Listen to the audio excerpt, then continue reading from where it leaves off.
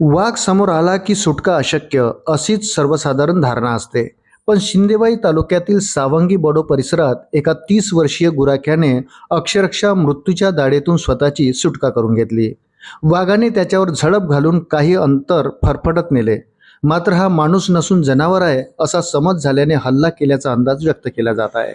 नंतर वाघाला चूक लक्षात येताच त्याने गुराख्याला सोडून दिले आणि त्याच क्षणी प्रसंगावधान राखत युवकाने आपला जीव वाचवला. रविवारी दुपारी घडलेल्या या घटनेत कांचन खोब्रागडे वय 30 वर्ष जखमी झाला. तो गावाजवळील कालव्याच्या परिसरात गुरे चारत असताना अचानक वाघ समोर आला. वाघाची चाहूल लागताच गुरे सैरावैरा पडू लागली.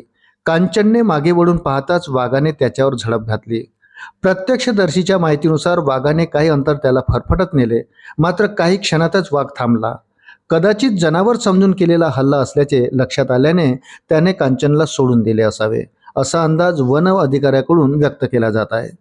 काही अंतरावर उभा राहून वाघ त्याच्याकडे पाहत राहिला. अशा वेळी घाबरून आरडाओरडा केला असता परिस्थिती आणखी बिघडली असती. पण कांचनने शांतता राखली आणि संधी साधून तिथून बाहेर पडत थेट गाव गाठले. या घटनेने पुन्हा एकदा चंद्रपूर जिल्ह्यातील वाढत्या मानव वाघ संघर्षाचा प्रश्न ऐरणीवर आणला आहे. जिल्ह्यात गेल्या काही वर्षात वाघाच्या हल्ल्यांच्या घटनांमध्ये वाढ झाली असून वनालगतच्या गावामध्ये भीतीचे वातावरण कायम आहे. गेल्या 6 महिन्यात जिल्ह्यात वाघाच्या हल्ल्यात 25हून अधिक गावकऱ्यांचा मृत्यू झाला.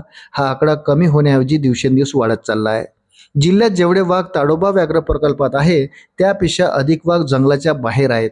कृत्रिम बुद्धिमत्तेवर आधारित यंत्रणा देखील वाघाच्या हल्ल्यापुढे अयशस्वी ठरली आहे. ताडोबा आणि आसपासच्या जंगलातील वाघांची संख्या वाढणे ही संवर्धनाच्या दृष्टीने जमेची बाजू असली तरी त्याचे पडसाद आता गावाच्या उंबरठ्यावर उमटत आहे. चंद्रपूर जिल्ह्यात वारंवार घडणारे वाघाचे हल्ले, पशुधनाची शिकार आणि मानवी जीवितहानीच्या घटना यामुळे मानव वाघ संघर्षाचा प्रश्न अधिकच गंभीर बनला आहे. सावंगी येथील गुराख्याची थरारक सुटका ही सुदैवी ठरली. मात्र प्रत्येक वेळी अशीच सुटका होईल याची खात्री देता येत नाही. हे वास्तवही या घटनेने अधोरेखित केले आहे. अशाच नवनवीन अपडेटसाठी व्हिडिओला लाईक आणि चॅनलला सबस्क्राईब जरूर करा. धन्यवाद.